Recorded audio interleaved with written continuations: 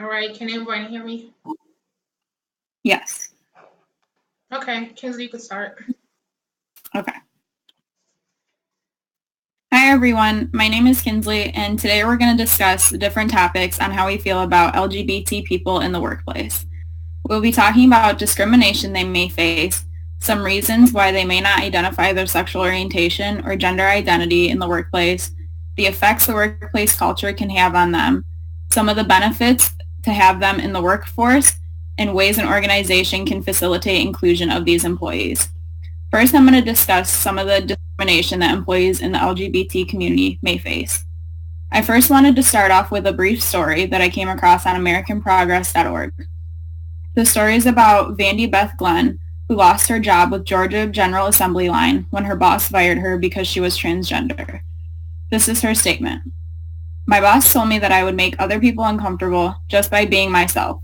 He told me that my transition was unacceptable, and over he told me it was inappropriate. Then he fired me. I was escorted back to my desk to clean it out and then marched out of the building. I was devastated. This is just one of the examples of the discrimination that the LGBT community faces on a regular basis. Because of discrimination and fear of discrimination, many LGBT people hide their identities, are paid less, and have fewer employment opportunities when compared to non-LGBT employees. When it comes to employment opportunities, workplaces all over the country, fear of being fired for sexual orientation or gender identity is a reality for so many workers. This discrimination directly causes job instability, high turnover, which results in higher unemployment and poverty rates. Talented employees are more likely to leave the workplace because they don't feel comfortable. Catalyst.org states that LGBT employees have reported leaving companies due to bullying and public embarrassment. When it comes to the wage gap, gay men earn 10 to 32% less than similarly qualified heterosexual males. Lesbian women generally earn the same or more than heterosexual women, but less than both gay or heterosexual men. Discrimination affects mental and physical health of these people. Prejudice, stigma, and discrimination can create stressful and social environment that can result in psychological and physical harm. So what's being done to change this? States, cities, and businesses are increasingly adopting non-discrimination protections that prohibit discrimination based on sexual orientation and gender identity. The Employment Non-Discrimination Act, or EDNA, would bring full workplace protections to almost all of our nation's workforce. If passed, LGBT workers would have similar protections that were given to other minorities with the passing of the Civil Rights Act of 1964 and the Americans with Disabilities Act. AmericanProgress.org states that EDNA's overall promise is that all Americans deserve equal treatment in the workplace regardless of sexual orientation or gender identity. Next, Natasha is going to discuss the reasons behind why LGBT people remain in the closet at work. In 2009, the Matthew Shepard Act was passed to expand the 1969 United States federal hate crimes law to include crimes motivated by a victim's sexual orientation, gender, or gender identity. In 2015, the Supreme Court ruled that the Constitution guarantees the right to same-sex marriage. However, despite these advances for the LGBTQ community, many remain in the closet at work and fear disclosing their sexual orientation or sexual identity. In 2018, the Human Rights Campaign conducted a national survey to delve into the LGBTQ workplace climate. They found that 46% of LGBTQ workers remain in the closet.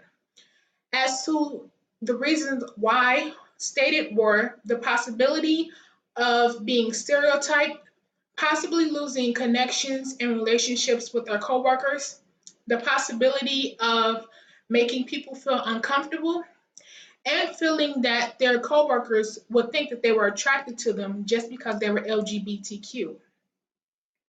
Discrimination against the LGBT community in the workplace is real and prevalent. However, when it comes to why they don't disclose, it is important to distinguish between actual discrimination and anticipated discrimination.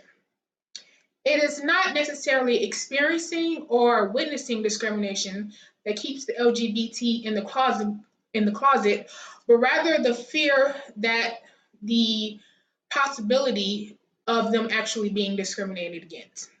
Anouk Loran and Lorena Perini in the Journal of Sexuality Research and Social Policy concludes that while experienced discrimination is common, anticipated discrimination is an epidemic. According to Leah Hollis and Scott Michaela in the Journal of Psychological Issues and Organizational Culture, full-time employees spend approximately 25% of their time working for their employers every year. That is a lot of time to be in an environment and not feeling the confidence, support, or safety to be open who you truly are. They also go on to discuss that psychological issues, diminished physical health, and reduced work performance can all be effects of not openly identifying as LGBT and living with the fear of losing their jobs, possibly if they did come out.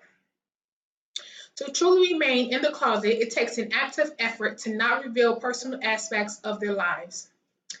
In the Human Rights Campaign study of the LGBTQ workers surveyed, 82% stated that social life topics come up at least once a week. 65% stated that spouses, relationships, and dating come up at least once a week. Avoiding these topics takes away from the socializing aspect of their careers and can be isolating. It also prevents building relationships and rapport with their coworkers, managers, and possible mentors. For the LGBT community to feel comfortable at work disclosing their sexual orientation, organizations need to foster an environment of inclusion and set forth policies that protects them from discrimination and bullying. Next up, we have Michael Rockwall talking about the effects of organization culture on the LGBT community. Thank you, Natasha. Being an LGBT person in a business setting is really not the easiest thing to overcome. They face the majority of challenges on a daily basis, ultimately leading them to keep their sexuality to themselves while they're at work. Now, they do this because they don't want to be excluded from other work activities such as promotions, just mingling with other people, and things of that nature. Thankfully, a majority of Europe and the United States accept people of the LGBT community. However, as Bella Quist says, still 34% of lesbian, gay, bisexual, and transgender people in the UK do not disclose their sexuality at work. Now, the biggest question that we need to answer is what can businesses do to create comfort for the LGBT community in the corporate work setting? Now, there are only a handful of openly gay business people that are really vocal and speak upon the subject to create, a more comforting stigma for the rest of the community. This is a great thing to be happening. However, they need to get more straight people on board to back them up and coming out and supporting them to give them that more comfortable setting. Now, an example of this in a big business is thousands of Apple employees all march together in the San Francisco Pride Parade to show support for their fellow coworkers and make them feel like they're welcomed in the workplace. Now, this is great, and it should get a lot of other people on board and is a huge step in the right direction and may even honestly influence other companies in doing the same thing. Now, overall, it is becoming a lot easier to be a part of the LGBT community in the workplace. So many companies are offering benefits to these employees to help retain them and create a much more comforting culture. Now, Catalyst.org states, as of 2017, 91% of Fortune 500 companies have non-discrimination policies that include sexual orientation, and 83% of non-discrimination policies that include gender identity. Now, the future is looking bright for LGBT community in the workplace, and they should be able to be comfortable in their work setting to lead a successful life. I'll now pass it on to Martez. Companies accepting LGBT employees in the workplace not only benefits the employee and the company, but the community as a whole. Studies have shown that LGBT employees having to hide who they really are causes stress and anxiety, which leads to health problems. By openly accepting LGBT employees, a company is able to have an employee who is able to work to their full potential because they're not having to hide or shadow who they really are meaning they're more comfortable and less stressed. GLAAD.org states an LGBT-friendly workplace will lead to the improved health, increases job satisfaction, better relationship with coworkers and supervisors, and greater work commitment among the LGBT workers. Positive workplace relationships are beneficial because employees are able to interact among each other, which makes job performance greater. Having someone to talk to and share your ideas with makes everything easier. Companies also benefit tremendously from accepting LGBT employees. The benefits are, but not limited to, cost reduction, one of the biggest reasons, greater sales, and less discrimination. Reducing cost is beneficial to any company, so why not reduce the cost when it comes to the LGBT community? Cost can be reduced in many ways. One way is through legal matters. Let's say a company gets sued for discrimination.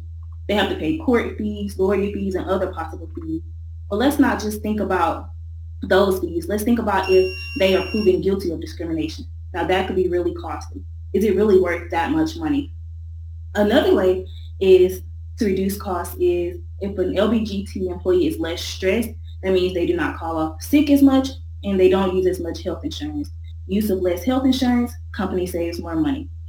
A third way to be cost efficient is by profits. Being a company that is diverse aids in thinking outside the box and more innovative ideas. The company also benefits because the workers who are openly accepted stay in their jobs longer, so they don't have to worry about the hiring money, firing money, and training money of new employees because they have someone in the positions. An article reading in Wiley Online Library states the work attitudes that have received the most attention were job satisfaction and organizational commitment. It is clear that the LGBT community is not accepted everywhere, but the ones that are accepted go above and beyond to achieve their job duties because they're just happy that they appreciate it. A community benefits from accepting LGBT employees as well because unemployment rates decrease. The LGBT community will apply for jobs where they are openly accepted. Customers who also view these companies as better organizations to buy product from. Companies are happy to buy products from companies who care about everyone, which again benefits the company. According to the Williams Institute, among customers and job seekers who value LGBT inclusive diversity practices, businesses with LGBT supportive policies may be seen as better companies to buy products or for whom to work, thereby increasing customer base and pool of prospective employees. Benefits can be internal and external. Looking at the bigger picture and accepting LGBT employees benefits everyone as a whole. Basically, everyone wins. Next up, we have Danny Preston. Hello, everyone. We're going to be talking about how corporations have implemented policies to make sure that their employees of the LGBT community feel more inclusive. Now, I have did a lot of research on this topic today. One of the things that I did research on was a journal, international journal that was written on equality, diversity, and inclusion. This journal did a lot of research on several different companies across the world, including the UK, Europe, and the US. Comco was a pioneer into the LGBT inclusion inside the workplace. In 1991, it implemented the LGBT Equal Rights Benefits Act within the workplace. This allowed for employees from different genders and sexual orientation to receive the same benefits as their straight or heterosexual co-workers. In a lot of different cases, there was a lot of companies that felt like the inclusion of of this within their policies will create a more open workplace and also create innovative thinking. The one consulting company inside this research also said that the respect for the individual is the most important thing. Promoting the empowerment of gays, lesbians, bisexual, and gender people in the workplace has been a key initiative within the company for many years. Our efforts to be completely inclusive have not only helped to create a dynamic workforce, but also opened up all types of new markets.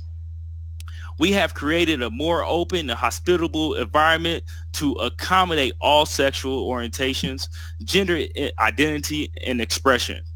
Now, this is very important as companies move forward to let them know, hey, our inclusion inside the workplace also created inclusion inside the marketplace, which is an extreme benefit for major companies. That type of those employees feel more inclusive. That way, they can feel open-minded about what they are bringing to the table. Now, we have also there's policies in place inside of General Motors here in Detroit. Mary Barra also said that, hey, inclusion in the workplace includes a diverse thinking, and also creates innovative thought. And being one of the major companies in the world, a Fortune 10 company, that is very important. She's on the trending edge of inclusion when it comes down to major automotive companies.